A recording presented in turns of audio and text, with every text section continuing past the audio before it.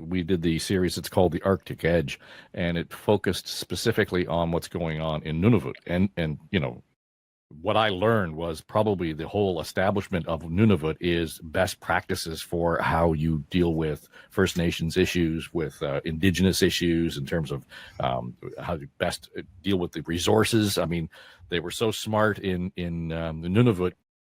When they were asked to kind of carve out the boundaries, the Inuit in Nunavut kind of looked at the map and said, okay, this is where all the resources are, so we're going to draw a big circle around that, and that's what we want. And that's what they got. So they are one of the largest landowners, period, in Canada. I guess they are the largest landowner. But Tim, the interesting thing that we learned in that conversation that we were doing, particularly because Agnico Eagle is a prominent player up there. They keep bringing up all of these issues that Kathleen and you and Keith have talked about in terms of, here's the ancillary benefits of having the mines here, et cetera. And that is housing and infrastructure and education, all those things. But at some point, the government at any level keeps getting in its own way here. And it's not like the private sector isn't willing to step up. There are really good examples of them willing to do that. Agnico, for example, they invest in the breakfast programs. They really go out beyond what's happening at the mine to make sure that people are prepared to enter this new economy that is going to be growing up around the mines, et cetera. So it's easy to say, we want investment and we want the private sector to be involved. But if government doesn't get out of its own way sometimes, that's the biggest problem, isn't it? Second biggest problem.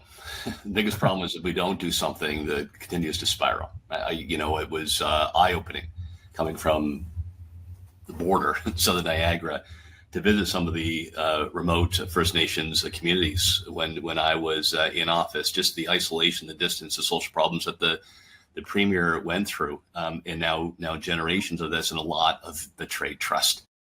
Right, which because of past decisions by government and businesses that make it so much harder.